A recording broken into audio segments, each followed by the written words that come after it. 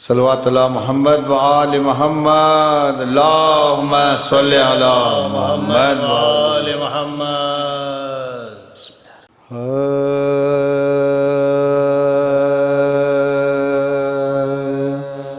سو جا سو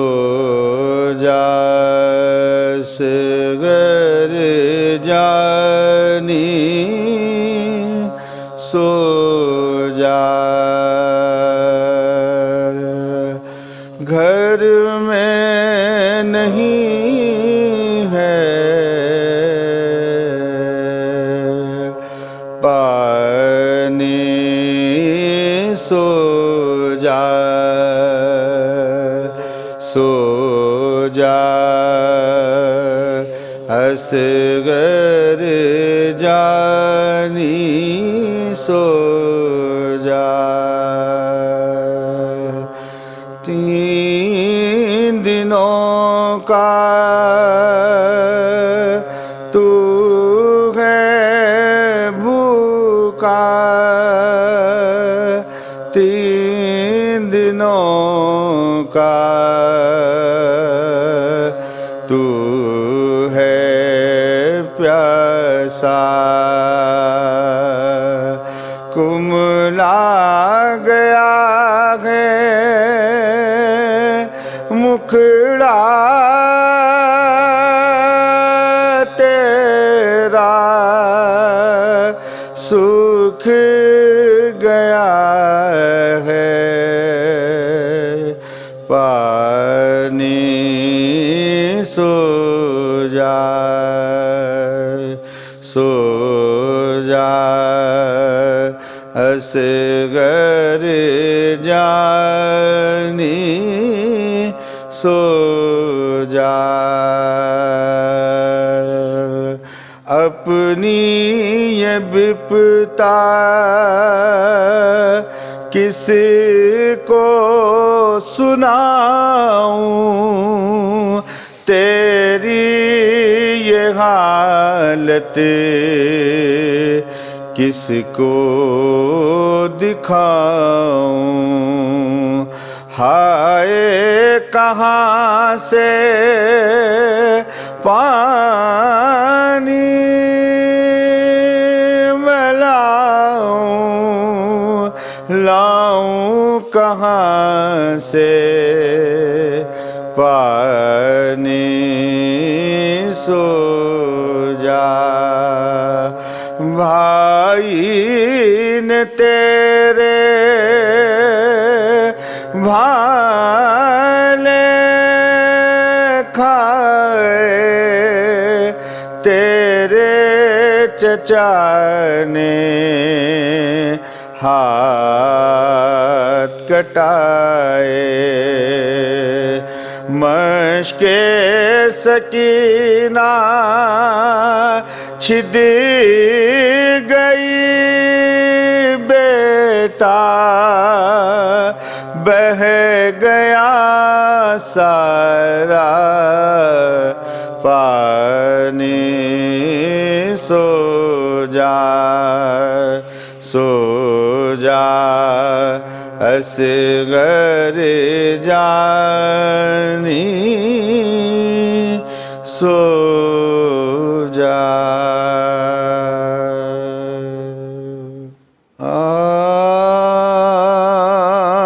بانو پچھلے پہر اصغر کے لیے روتی ہے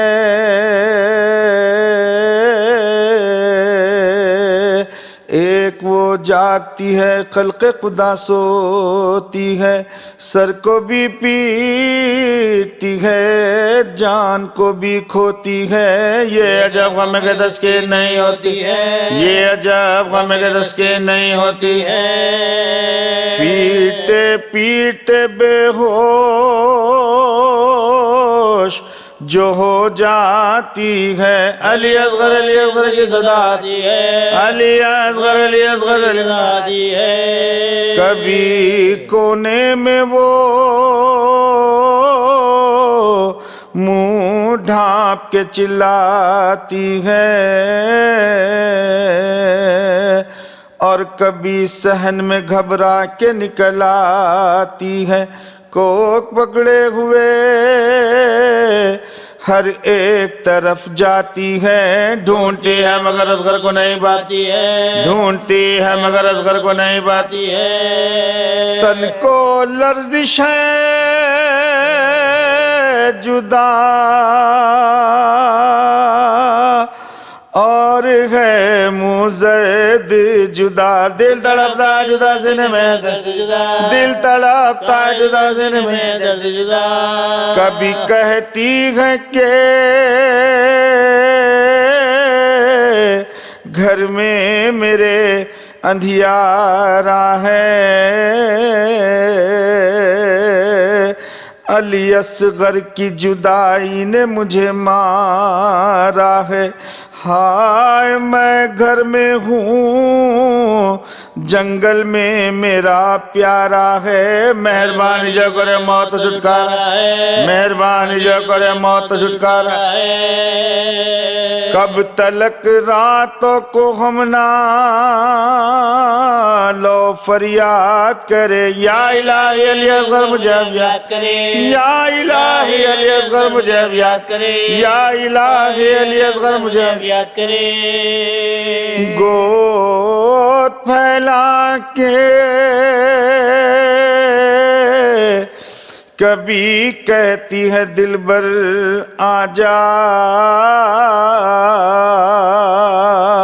रूह बेचैन है आजा, अली असगर आजा। दिल तड़पता है मेरा गोद के अंदर आजा, फातिमा के लिए आजा पैदर आजा, फातिमा के लिए आजा पैदर आजा। बूंद पानी के लिए हाय तेरी जान गई, आ मैं सदके गए वाले कुर्बान गई, आ मैं सदके गए वाले कुर्बान गई। आग के सीने से मेरे सीना लगा दो बेटा, आग भड़की है कलेजे में बुझा दो बेटा, खुश्क मुंह अपना मेरे मुंह से लगा दो बेटा, एक नजर चांद तस्वीर दिखा दो बेटा। जाओ फिर कुल्द में माँ तुमको ना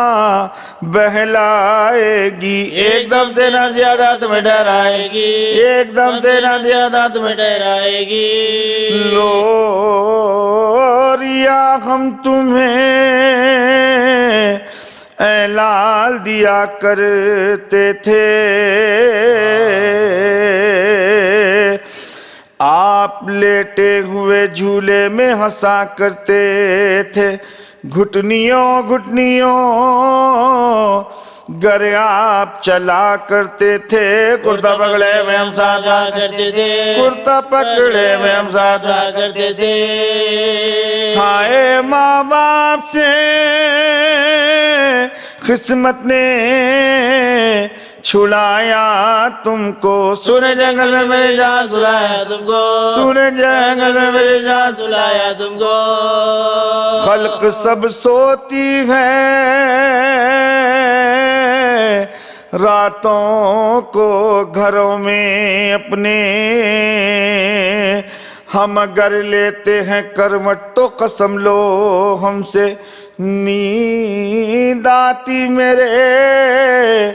पहलू में अगर तुम होते, तुम तो ऐ लख्त जिगर गोद में मरकत के गए, तुम तो ऐ लख्त जिगर गोद में मरकत के गए। याद इस पालने वाली की भुलाई तुमने, पायती बाप के लाल बसाई तुमने, पायती बाप के लाल बसाई तुमने। हाय असगर ना तेरा दैन हुआ माँ से अदा, बोझ कोई मेरी गर्दन से ना उतरा तेरा, ने तेरी सालगिरह की ना तेरा दूध बड़ा, ना तेरी सालगिरह की ना तेरा दूध बड़ा। नेला तुझको मिली और न कफन तुझको मिला, नेला तुझको मिली और न कफन तुझको मिला। तुम तो मारे गए چھاتی پا لٹاؤں کس کو، چھوٹے چھوٹے جھلکے میں بناؤں کس کو، چھوٹے چھوٹے جھلکے میں بناؤں کس کو، چھوٹے چھوٹے جھلکے میں بناؤں کس کو،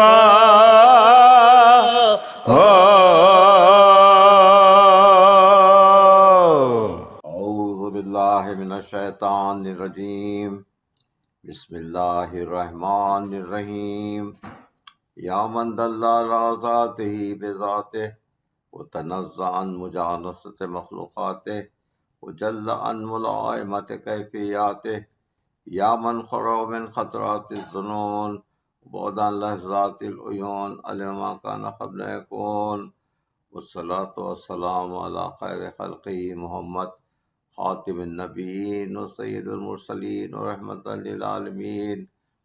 واہل بیت الطیبین الطاہرین المعصومین المظلومین۔ اللہ تبارک و تعالی فی کتاب المجید والفرقان الحمید وقولہ الحق ونفس وما سواها فالہمها فجورها وتقواها، قد افلح من زکاها وقد خاب من دساها۔ میں نے آج کی مجلس کے لیے جس کا عنوان شعور نفس ہے،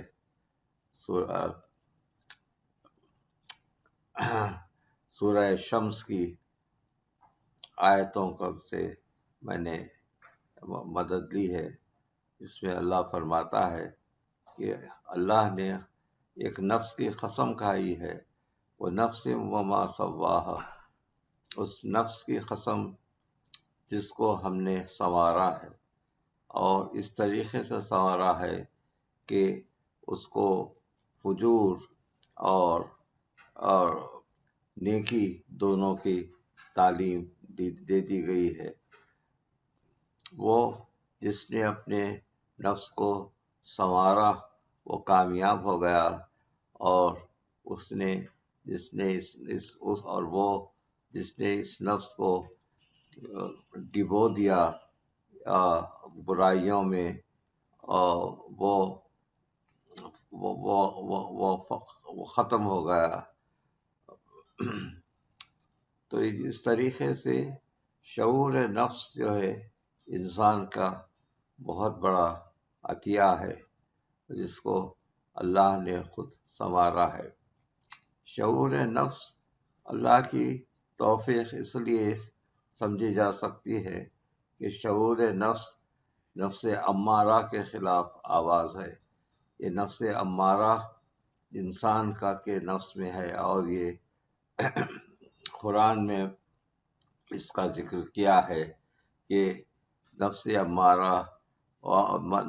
امارہ برائی کی طرف راغب کرتا ہے۔ نفس امارہ بالسوء، نفس امارہ کا کام ہی یہ ہے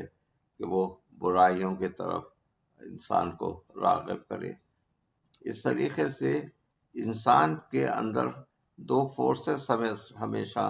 کام کرتے رہتے ہیں۔ ایک تو وہ فورس ہے جو اس کو برائی کی طرف راغب کرتا ہے، دوسری طرف وہ فورس ہے جو اس کو اچھائی کی طرف راغب کرتا ہے۔ اب اچھائی یا برائی کی طرف راغب کرنا انسان کا شعور نفس کہلاتا ہے، اور اس میں عقل کا بہت بڑا حصہ ہے، کیونکہ انسان کو عقل دے دی گئی ہے، اور عقل کی مدد سے وہ سوچ سکتا ہے کہ جو کام کر رہا ہے وہ ٹھیک ہے یا نہیں ہے۔ عقل کا انسان کی زندگی میں بہت بڑا حصہ ہے، اور ایک گائیڈنس کے طور پر عقل کام کرتی ہے، اور جب بھی انسان کا کوئی ارادہ ہوتا ہے وہ نفس اس کو عقل کے سامنے پیش کرتا ہے، اور عقل کا جو بھی تصفیہ ہو وہ نفس قبول کر لیتا ہے۔ اگر نفس کا عقل کا جو فیصلہ ہے عقل کے فیصلے سے خلاف کرے تو انسان گناہی میں اور تباہی میں مبتلا ہو سکتا ہے۔ طریقے سے دشمنان اسلام اور خصوصاً واقعہ کربلا میں جن لوگوں کا ہاتھ ہے، یہ وہ سب ہیں جو عقل کی جو ان کے پاس صلاحیت تھی، عقل کی صلاحیت کو سے محروم ہو کر وہ صرف دشمنی کی آگ میں جلتے رہے اور انہوں نے اپنے آپ کو تباہ کر دیا۔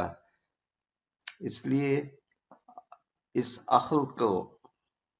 آگے بڑھنے کے لیے ایک اور چیز کی ضرورت ہوتی ہے جس کو قلب کہتے ہیں، کیونکہ یہ قلب جس کو فؤاد بھی کہا جاتا ہے، انسان کا وہ فطرت کا حصہ ہے جو انسان کو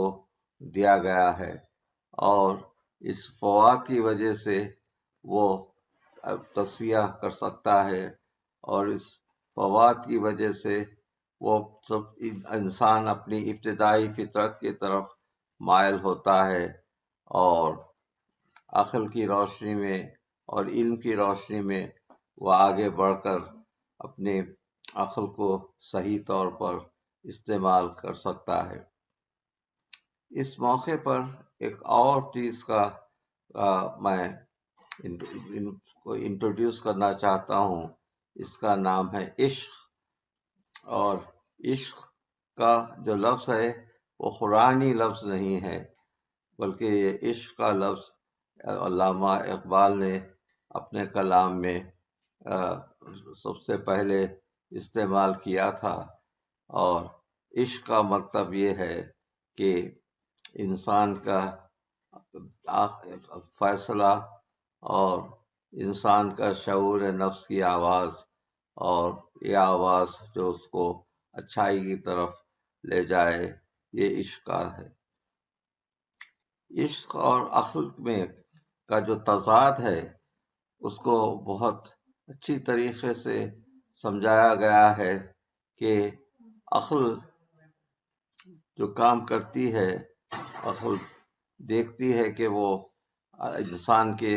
آگے فیوچر میں اس کے کیا فائدے ہیں، کیا نقصان ہیں، لیکن عشق ایک ایسی آواز ہے، یا میں کہوں گا کہ ایک ایسا فورس ہے جو عقل پر غالب آتا ہے، اور عشق کی وجہ سے بہت سے کام ہو جاتے ہیں۔ جیسے حضرت ابراہیم کی مثال لیجئے کہ نمرود کی آگ میں جب حضرت ابراہیم کو ڈالا گیا تھا، ایک آلے کی مدد سے آگ میں پھینکا گیا تھا، تو حضرت جبرائیل وہاں پر پہنچے اور نے کہا یا کلیم اللہ، میں آپ کی مدد کر سکتا ہوں کیا؟ تو ابراہیم نے کہا کہ دیکھو، تمہاری مدد کی مجھے ضرورت نہیں ہے، مجھے اس کام کے لیے جس نے معمور کیا ہے اس کی مدد کی ضرورت ہے۔ تو اب آگ میں کودنا، عقل کہہ رہی تھی کہ تم جل جاؤ گے، لیکن عشق کہہ رہا تھا کہ نہیں، تم کو آگ میں کودنا ہے۔ تو اقبال کہتے ہیں کہ بے خطر کود پڑا آتش نمرود میں عشق، عقل ہے محو تماشائے لب بام ہنوز۔ مطلب یہ ہے کہ بے خطر کود پڑا، کہ کوئی خطرہ ہی نہیں تھا آتش نمرود میں عشق، اور عقل ہے محو تماشائے لب بام ہنوز۔ عشق کے ایک جس نے سب کر دیا قصہ تمام، ورنہ اس کائنات کو بے قرار سمجھے تھے ہم۔ تو عشق کی ایک جس نے ہر کام کو آسان کر دیا۔ تو عشق کا جو فلسفہ ہے وہ قرآن میں تو نہیں ہے، لیکن وہ ایک بہت بڑی فورس ہے، اور اسی عشق کو ہم مودت کہتے ہیں۔ اہل بیت سے جو مودت کا حکم دیا ہے قل لا اسألکم علیہ اجرا الا المودۃ فی القربى، میں تم سے اجر رسالت کچھ نہیں چاہتا سوائے اس کے کہ تم میرے اہل بیت سے مودت اختیار کرو۔ تو یہ مودت کا جو لفظ ہے، وہ مودت کا تعلق عشق سے ہے۔ عشق کا محبت اور عشق دونوں ایک ہی صفت کے نام ہیں۔ تو عشق کا اتنا بڑا مقام کہ رسول اکرم کہتے ہیں کہ میں تم سے اپنے رسالت کی کوئی مزدوری نہیں چاہتا سوائے اس کے کہ تم میرے اہل بیت سے مودت اختیار کرو۔ دیکھیے، مودت اور محبت میں فرق ہوتا ہے۔ محبت کا مطلب بالکل بغیر سوچے سمجھے کہ کسی کی پیروی کرنے کو محبت کہتے ہیں، اور اس میں ہر چیز ہو سکتی ہے، اچھائی بھی ہو سکتی ہے، برائی بھی ہو سکتی ہے۔ لیکن مودت کا مطلب نہ صرف ان سے محبت کرنا ہے، بلکہ مودت کا مطلب یہ ہے کہ ان کے اسوہ حسنہ پر ہم چلیں، انہوں نے جو چیزیں چھوڑی ہیں، انہوں نے جن چیزوں کا ہم کو حکم دیا ہے، اس حکم پر ہم چلیں اور ان کے اسوہ زندگی کو اپنائیں، اور اہل بیت کی راہ پر چلنے کا نام ہے مودت۔ اور قرآن میں نہ صرف ایک مرتبہ آیا ہے، بلکہ یہ مودت کا حکم 3 مرتبہ آیا ہے قرآن کی آیتوں میں، جس میں دوسری آیتوں میں یہ کہا جا رہا ہے کہ یہ ہم نے جو مودت کا حکم دیا ہے یہ صرف تمہارے لیے ہے، اور اس میں اللہ کا کوئی فائدہ نہیں ہے۔ اور دوسری آیت میں یہ ہے کہ ہم مودت اس لیے کا حکم دے رہے ہیں تاکہ تم جس جگہ پر ہو اس مقام سے تم آگے بڑھ سکو۔ تو انسان کا جو مقام ہے اور انسان کے مقام سے آگے بڑھنے کا نام مودت ہے۔ اس کی مثال ہم کربلا میں دیکھتے ہیں کہ کربلا کے جو بہادر تھے وہ صرف اہل بیت کی مودت میں وہاں پر جمع تھے، حالانکہ ہر قسم کی سختیاں ہو رہی تھیں، پیاس کی شدت تھی، لیکن ان سب چیزوں کے باوجود وہ اپنے جگہ سے ایک سیسا پلائی ہوئی دیوار کی طرح کھڑے ہوئے تھے کہ اللہ نے قرآن میں کہا ہے کہ یہ حق کے راستے میں اس طریقے سے شریک ہوتے ہیں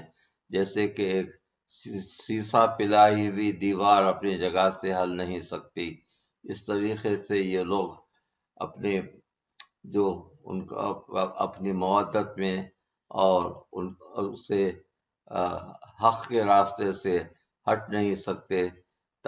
حالانکہ ان پر کئی مصیبتوں کا پہاڑ کیوں نہ ٹوٹتا ہو۔ تو کربلا کے مجاہد شروع ہی سے اس قسم کی مودت کے قائل تھے کہ حسین کا حکم آخر ہے، اور حسین کی راستے میں شہادت کا دینا جو ہے وہ اللہ کے راستے میں شہادت دینے کے برابر ہے، اور وہ حسین کا راستہ اللہ کا راستہ ہے۔ تو اس سلسلے میں یہ کہنا چاہتا ہوں کہ امام جب کسی کو مدد کے لیے بلانا چاہتا ہے اور تو وہ مدد کے لیے کسی کو بلائے اور کوئی جواب نہ دے تو وہ اس کا مقام جہنم ہوتا ہے۔ امام کے آواز استغاثہ جس کو کہتے ہیں، اس پر اگر کوئی جواب نہ دے تو اس کا مقام جہنم کا ہوتا ہے۔ اب اس مقام پر میں کہوں گا کہ امام حسین علیہ السلام نے صرف ایک ہی مرتبہ جو ہے آواز استغاثہ بلند کیا تھا، اور اپنے اصحاب کو اور دوسروں کو یہ کہہ دیا تھا کہ اگر تم کو جانا ہے تو میری آواز استغاثہ بلند ہونے سے پہلے تم یہاں سے چلے جاؤ، ورنہ کوئی بھی میری آواز استغاثہ کو سنے اور میری مدد کو نہ آئے تو اس پر جہنم واجب ہو جاتا ہے۔ طریقے سے امام نے آواز استغاثہ بلند کی، اما من ناصر ینصرنا، اما من معین یعیننا، کون ہے جو میری مدد کو آئے اور کون ہے جو میرا معین بنے۔ یہ اس وقت کی صدا تھی جبکہ سارا لشکر ختم ہو چکا تھا اور کوئی باقی نہیں تھا سوائے حسین کی ذات کے، اور انہوں نے آخری حملے سے پہلے یہ آواز استغاثہ بلند کی کہ کیا کوئی میری مدد کرنے والا ہے۔ ساری کائنات میں سناٹا چھایا ہوا تھا اس آواز استغاثہ، اور وہاں پر کوئی موجود نہیں تھا جو اس آواز استغاثے پر وہ امام کی مدد کرے۔ ایک بیمار بیٹا تھا لیکن اس قابل نہیں تھا کہ وہ اٹھ بھی سکے۔ طریقے سے یہ آواز استغاثہ امام زین العابدین علیہ السلام نے سنا لیکن کچھ بھی نہیں کر سکے، صبر کر لیا انہوں نے۔ لیکن ایک اور مجاہد وہاں پر موجود تھا جو اتنا اس آواز استغاثے کو سن کر اور اس کی عقل کی صلاحیتیں، حالانکہ 6 مہینے کا بچہ تھا حضرت علی اصغر، لیکن اس قابل تھے کہ اس آواز استغاثے کو سمجھ سکیں اور سمجھ کر اس کا جواب دیں۔ تو مولا نے جب کہا کہ حل من ناصر ینصرنا، علی اصغر علیہ السلام نے اپنے آپ کو جھولے سے نیچے گرا دیا۔ اس کا مطلب تھا کہ بابا آپ کی مدد کرنے کے لیے میں تیار ہوں۔ اہل حرم حضرت علی اصغر کو اٹھا کر اب امام کے سامنے لے آئے تو امام نے کہا کہ ہاں بیٹے، تمہاری ہی مدد کی مجھے ضرورت تھی۔ علی اصغر علیہ السلام کو مولا نے ایک مجاہد کے طریقے سے تیار کیا، حضرت ام رباب کے حوالے کیا، تو ماں نے آخری مرتبہ بیٹے کو اچھا لباس پہنایا، ایک مجاہد کا لباس پہنایا، اور آخری مرتبہ جھولے میں جھلا کر اپنی آرزو کو پورا کیا اور کہا کہ بیٹے اب جاؤ اور اب اپنے بابا کی مدد کرو۔ امام علی اصغر علیہ السلام کو لے کر وہ گروہ آدھا کے درمیان پہنچے اور کہا کہ دیکھو تمہارے ذام نازک میں اگر گنہگار ہوں تو یہ میرا چھوٹا میرا صاحبزادہ کسی قوم میں کسی مذہب میں گنہگار نہیں ہے، اس کو تھوڑا سا پانی پلا دو، اور اگر تم چاہتے ہو کہ میں اس کے بہانے سے میں پانی پینا چاہتا ہوں تو میں اس کو زمین پر لٹائے دیتا ہوں اور تم آ کر اس کو پانی پلاؤ۔ اس کے بعد مولا نے علی اصغر علیہ السلام کو گرم اس ریت پر جو جلتی ہوئی ریت تھی اور آگ کے برابر تھی لٹا دیا، اور اس کو اتنی دیر تک ٹھہرے رہے کہ لوگ کچھ اس کا جواب دے سکیں۔ میں اس مقام پر کہتا ہوں کہ حضرت اسماعیل جب پیاسے تھے اور ان کے بعد نے ان کو زمین پر لٹا دیا تو انہوں نے اپنی ایڑیاں رگڑ کر پانی کا چشمہ جاری کیا، لیکن علی اصغر کو یقیناً یہ معجزہ تھا کہ علی اصغر اگر اپنے ایڑیوں کو رگڑتے تو وہاں سے پانی کا چشمہ جاری ہو سکتا تھا، لیکن اللہ کی مصلحت یہی تھی کہ علی اصغر پیاسے رہیں۔ امام نے اٹھا لیا اور کہا کہ میرے بیٹے، تم جو چاہتے ہو تم اپنا مقصد اپنے طریقے سے بیان کرو۔ تو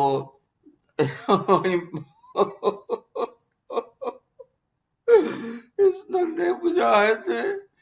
اپنی سوکھی زبان کو ہونٹوں پر پھرایا۔ یہ دیکھ کر سارے کا سارا لشکر رونے لگا۔ تو علی اصغر علیہ السلام کی یہ مجاہدانہ شان تھی کہ لڑنے کے بغیر صرف اپنی سوکھی زبان سے اشارہ کیا کہ میں پیاسا ہوں اور مجھے پانی دو۔ تو عمر سعد نے حرملہ کو کہا کہ حرملہ تو دیکھتا کیا ہے، حسین کے کلام کو خطا کر دے۔ تو اس نے ایک ایسے تیر کا سہارا لیا، وہ تیر اور علی اصغر علیہ السلام کی گردن، حرملہ نے گردن کو تاک کر تیر چلایا، تیر آ کر گردن پر لگا اور علی اصغر علیہ السلام باپ کے ہاتھ پر بے تڑپنے لگے اور گلے سے خون بہنے لگا۔ مولا نے کہا کہ بیٹا یہ خون ناحق ہے، اور زمین پر پھینکنا چاہتے تھے تو زمین نے کہا کہ مولا اگر اس خون کا ایک خطرہ بھی زمین پر گرے گا تو قیامت تک کوئی یہاں پر کاشت نہیں ہو سکے گی۔ تو آسمان نے کہا کہ مولا اگر آپ آسمان پر پھینکیں تو قیامت تک ایک پانی کا خطرہ نہیں گرے گا۔ تو مولا نے کہا انکار آسمان کو ہے، راضی زمین نہیں، اصغر تمہارے خون کا ٹھکانہ کہیں نہیں۔ وہ خون لے کر مولا نے اپنی داڑھی پر خطاب کر لیا، علی اصغر علیہ السلام کا لاشا دیے ہوئے امام تشریف لائے، لیکن اس مرتبہ مولا در خیمہ سے نہیں گئے بلکہ پشت خیمہ سے گئے اور ام رباب کو آواز دیا کہ ام رباب آؤ اور اپنے بیٹے کو دیکھ لو۔ تو ام رباب آگے بڑھی اور علی اصغر کو سینے سے لگا لیا اور کہا کہ بیٹا کیا تمہارے عمر کے لوگ بھی شہید ہوتے ہیں؟ اور آخری مرتبہ علی اصغر کو جھولے میں جھلا دیا۔ میں اس مقام پر ایک ایسی بات کہنا چاہتا ہوں جو صرف اس کا جذبات سے تعلق ہے، وہ یہ ہے کہ جب علی اصغر علیہ السلام کی نعش کو ام رباب کے حوالے کیا تو کہنے لگے کہ رباب صبر کرنا۔ تو ام رباب نے کہا کہ مولا یہ آپ کا حکم ہے، میں ضرور صبر کروں گی۔ اس لیے کہا کہ امام کا حکم سے ہی صبر ہو سکتا تھا، ورنہ کوئی ماں اپنے بچے کو اس حالت میں دیکھ کر صبر نہیں کر سکتی تھی۔ مولا خیمے کے پیچھے گئے اور ام رباب نے ایک ایسا سین دیکھا جس پر دنیا کی کوئی مانگ نہیں کر سکتی تھی۔ مولا نے ذوالفقار سے خبر کھو دی اور بچے کو ماں کے سامنے دفن کر دیا۔ یہ پہلا موقع تھا کہ ام رباب نے اپنے جگر کے ٹکڑے کو زمین کے حوالے کرنا دیکھا تھا۔ دوسرا وہ دوسری مرتبہ زندان شام کا واقعہ تھا، جب حضرت سکینہ کی شہادت واقع ہوئی تو سید سجاد نے ہتھکڑیوں اور بیڑیوں کے جنگل میں آ کر بہن کی خبر کھو دی اور بہن کو خبر کے حوالے کر دیا، تو رباب نے اپنے دل کے ٹکڑے کو زمین میں جاتا ہوا دیکھا، لیکن ابھی دفن کو تھوڑی ہی وقت گزرا تھا کہ امام کی شہادت واقع ہو گئی، خیموں میں آگ لگ گئی اور اہل بیت جنگل میں تتر بتر ہو گئے۔ وہاں رباب نے دیکھا کہ ایک شخص آ کر ایک اپنے نیزے سے زمین کی نرمی کو دیکھ رہا ہے، اور اس شقی نے زمین میں نیزہ گاڑ کر اس چھوٹی سی ناش کو پھر باہر نکال دیا، اور جس گردن پر جس گردن پر تیر ظلم چلا تھا اسی گردن پر خنجر چلا، اور علی اصغر کا سر نو کے نیزہ پر برآمد ہوا، اور یہ سر اسی طریقے سے کوفہ اور شام تک جاتا رہا۔ تو اس سر کا اتنا اثر ہوا تھا شام کے لوگوں پر کہ حسین کے اتنے چھوٹے سے بچوں کو بھی اس طریقے سے ظلم سے شہید کرتے ہیں۔ سیعلم الذین ظلموا ای منقلب ینقلبون۔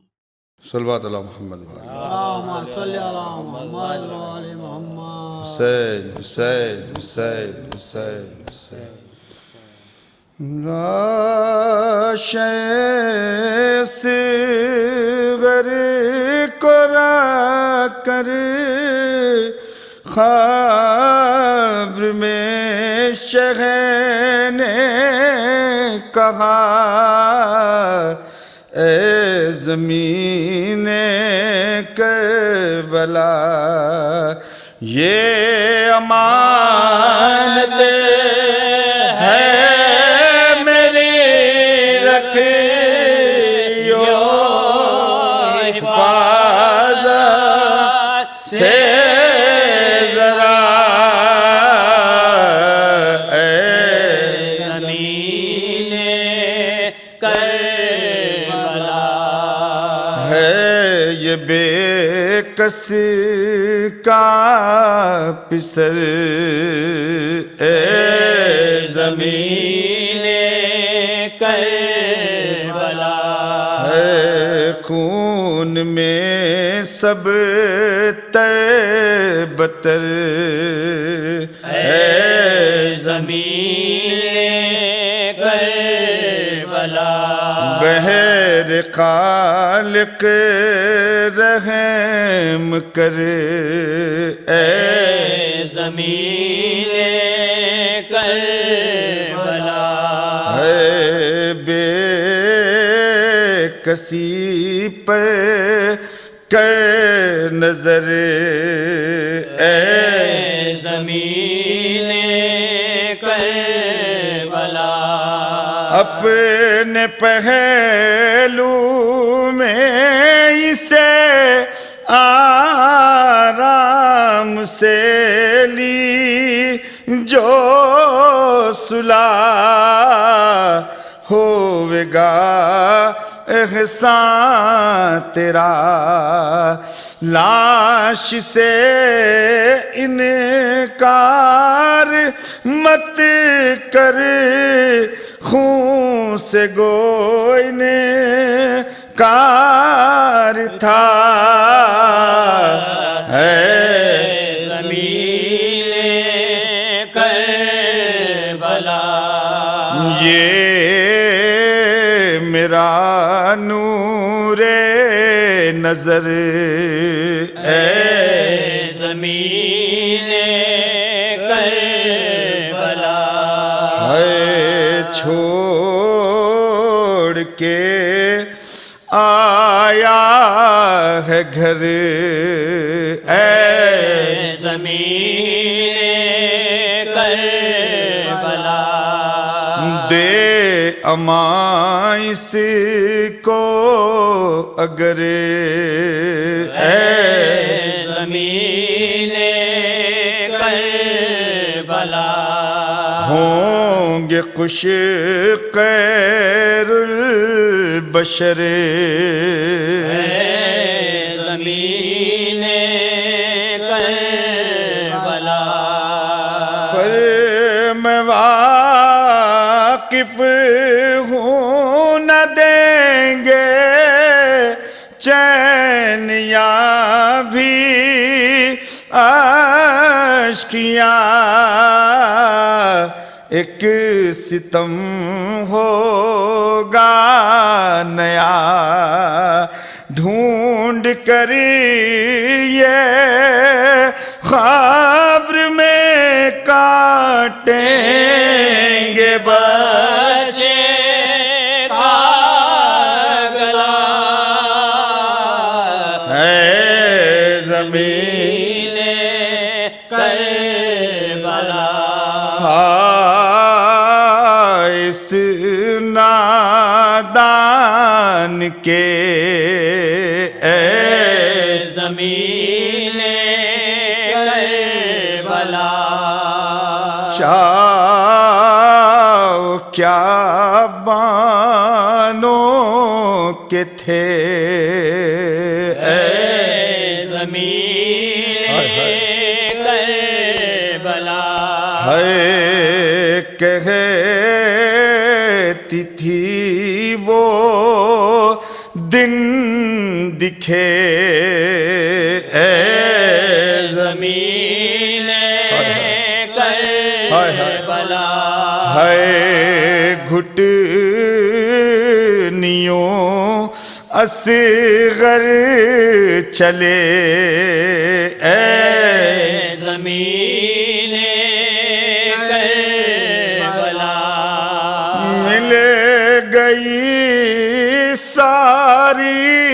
امیدیں خاک میں ناشاد کی موت اس کو آ گئی گود بانوں کی ہوئی خالی تیرا پہلو بسا اے زمین کربلا کب یہ حال دل ربا اے زمین کربلا دیکھ سکتا دوسرا اے زمین کربلا ہے میں لحد میں بھی صدا اے زمین کربلا ہے یاد کر کے روں گا زمین کربلا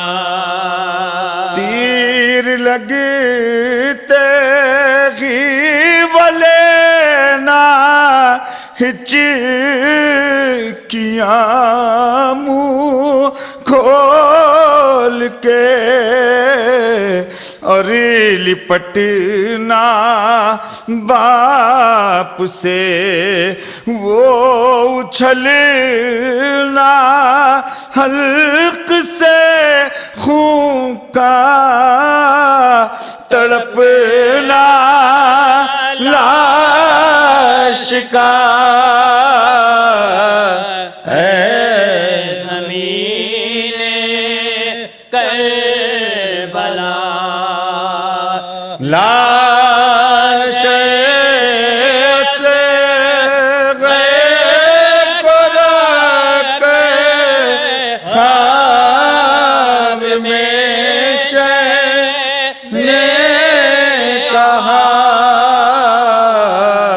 اے زمین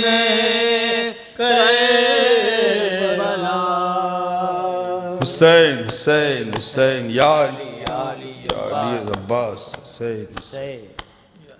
السلام علیکم یا ابا عبداللہ السلام علیکم ابن رسول اللہ خصوصاً سیدی و مولایا ابو الفضل العباس ابن امیر المؤمنین ورحمۃ اللہ وبرکاتہ